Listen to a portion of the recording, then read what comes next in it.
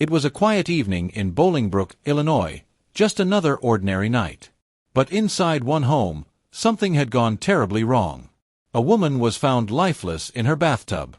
Her dark hair was wet, there was a deep cut on the back of her head, and the scene didn't quite add up.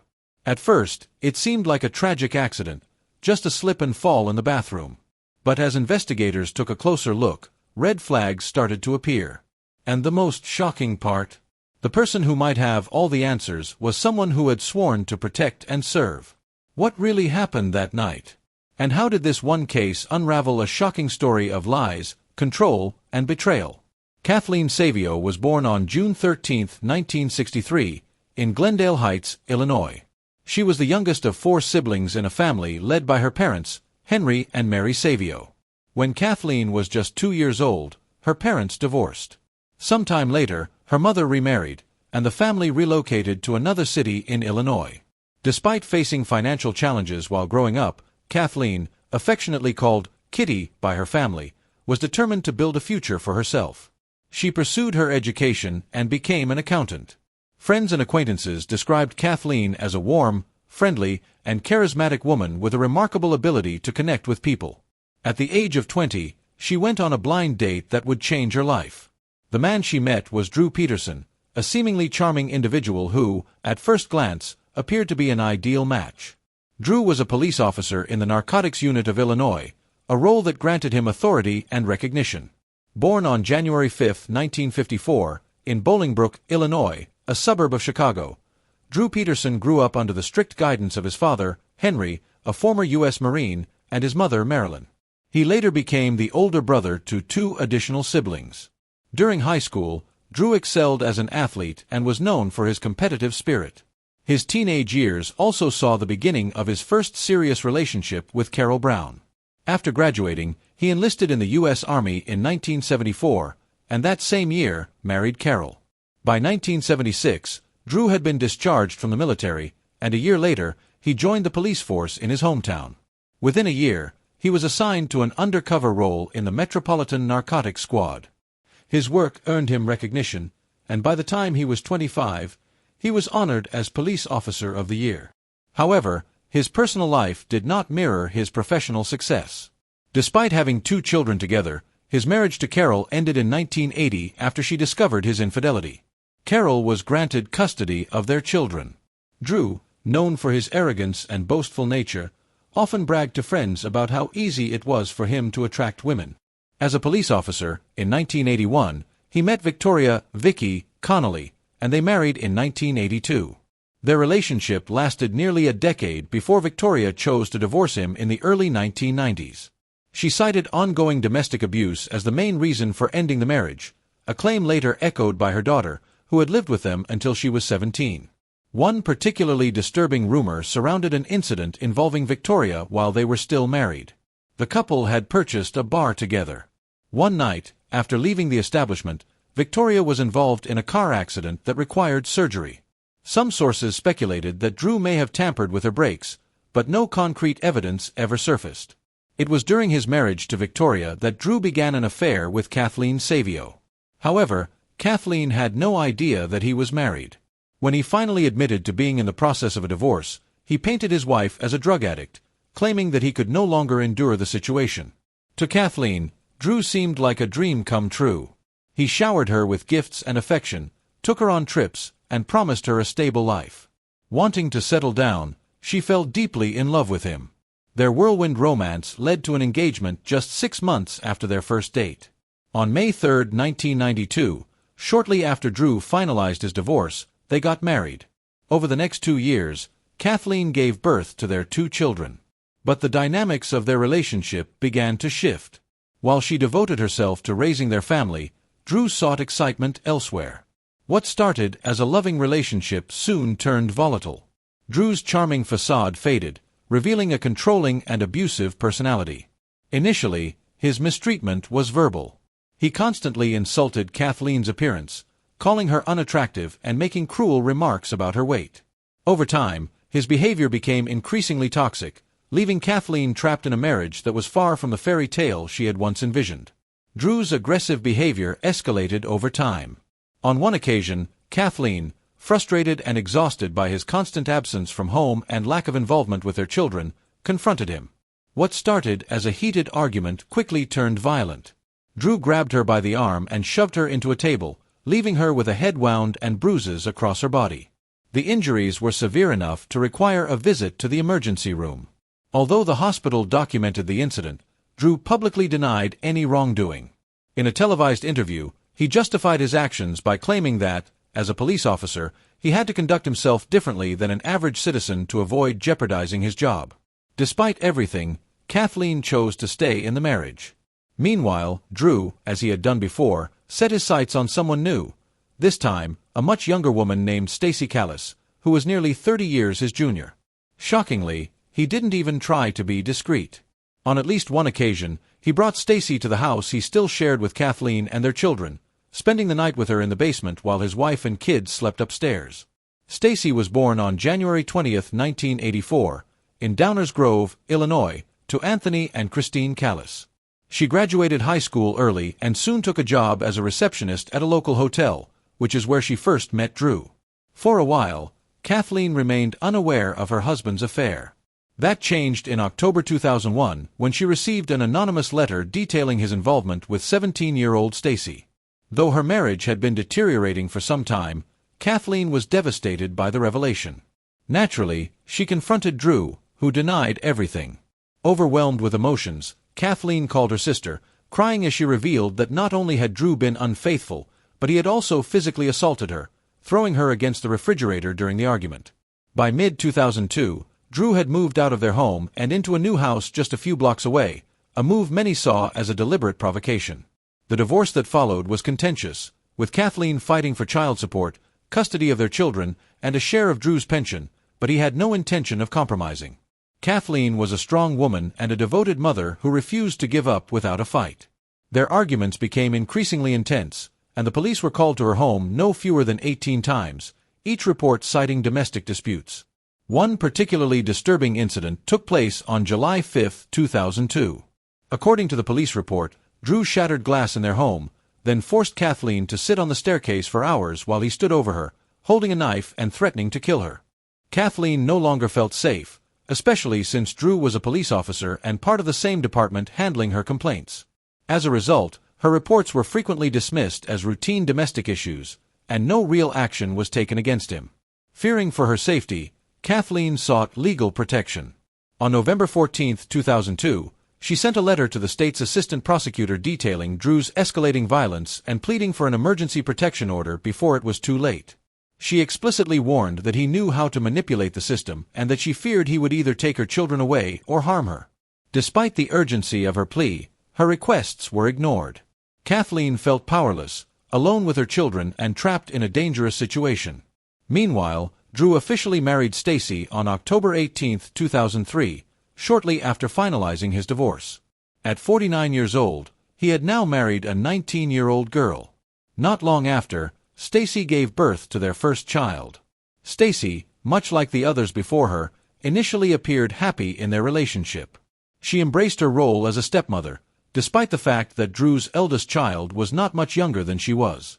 Their life seemed picture-perfect. They traveled frequently, threw lavish parties, and presented themselves as a loving couple despite the glaring age gap. But the honeymoon phase didn't last long. As time passed, Drew's controlling nature surfaced once again.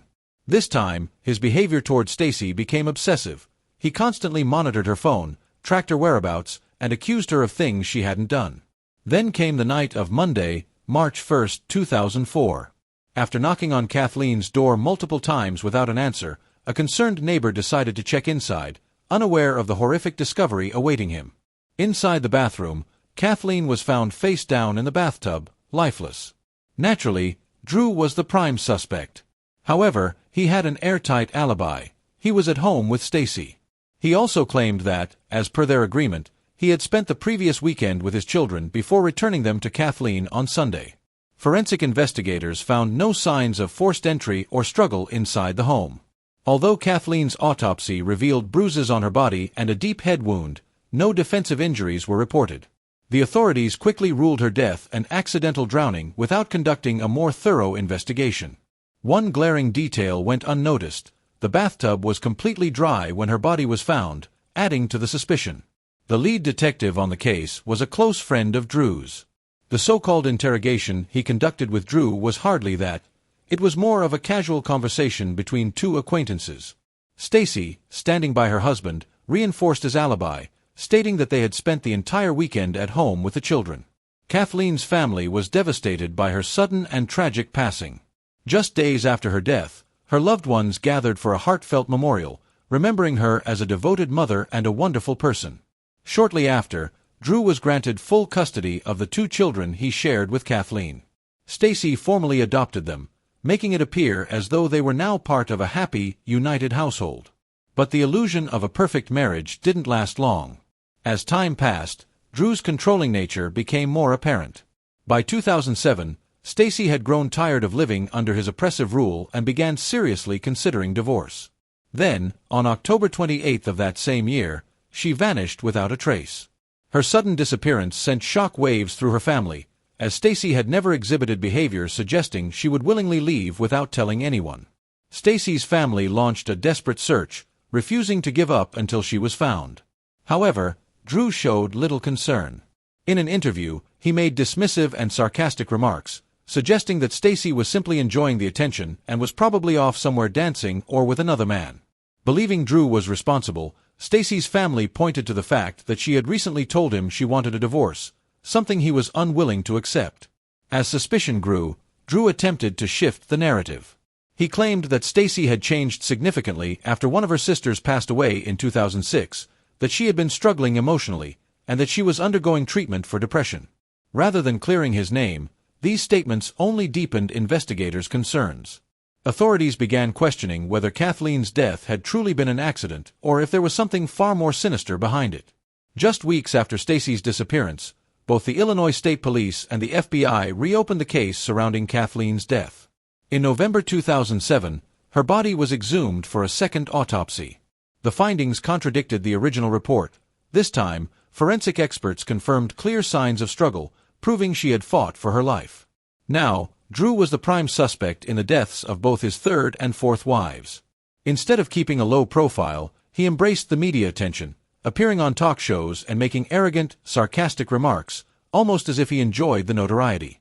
Then, in January 2008, the case took an unexpected turn when Drew's own brother, Thomas Peterson, came forward with shocking information.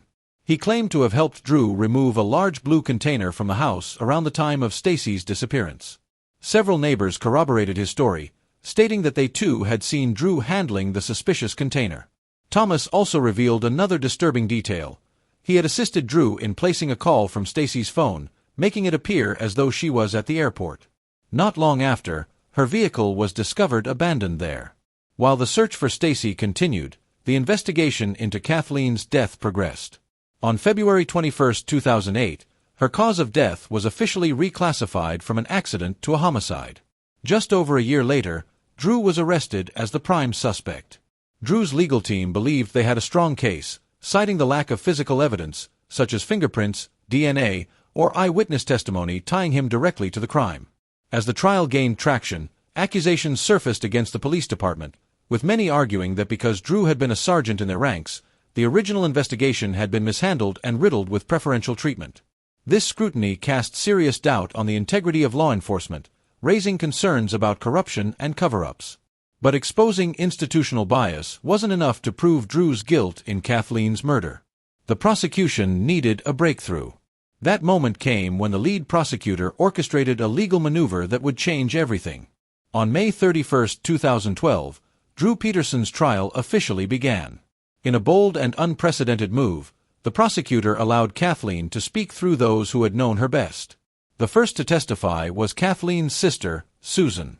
Her testimony sent chills through the courtroom as she revealed that Kathleen had once confided in her that Drew had threatened to kill her and make it look like an accident so that no one would ever suspect him. Next, Neil, a pastor and marriage counselor who had worked with Stacy, took the stand. He testified that Stacy had privately shared her suspicions that Drew was responsible for Kathleen's death.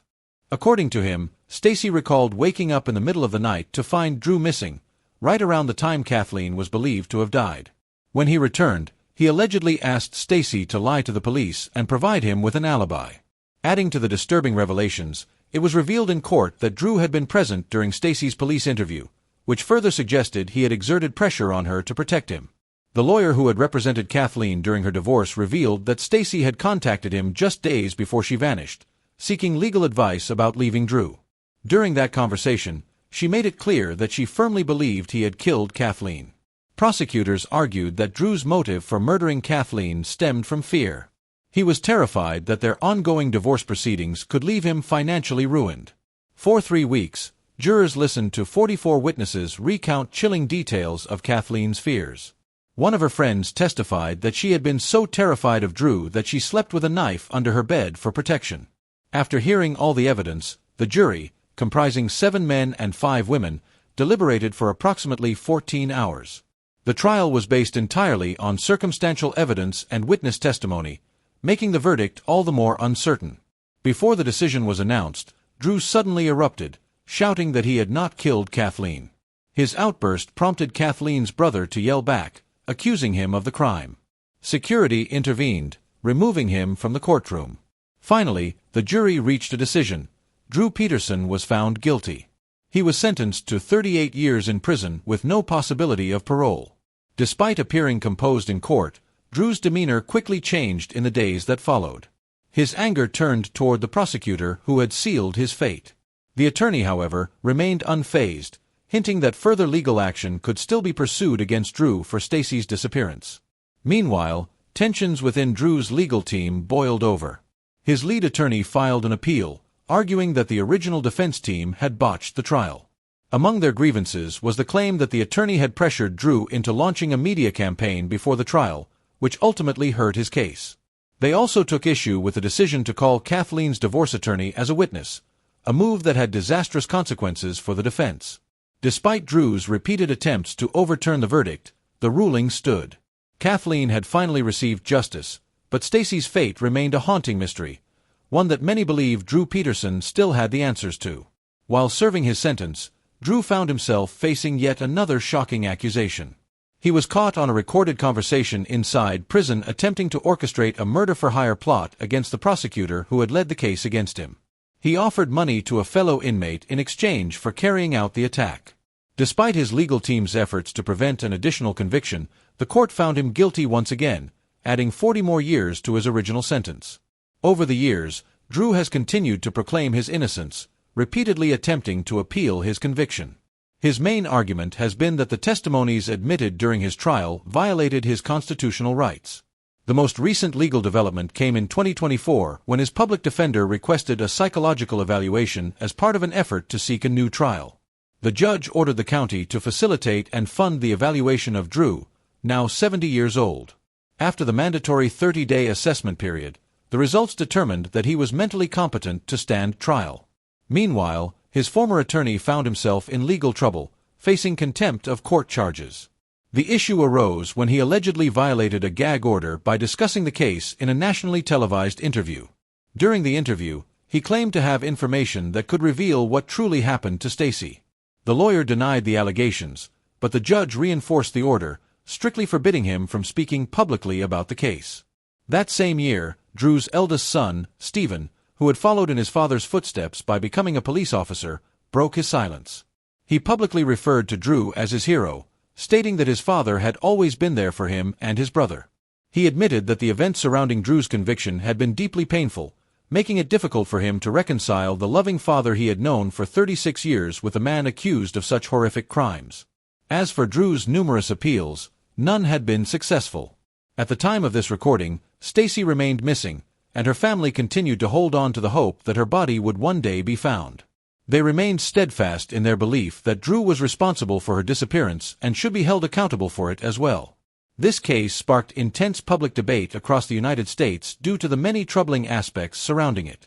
At its core, it involved a police officer, someone sworn to protect the public, who had instead become a danger to those closest to him. If you have enjoyed the video, then make sure to hit that like button and also subscribe to our channel so you won't miss out any other latest videos.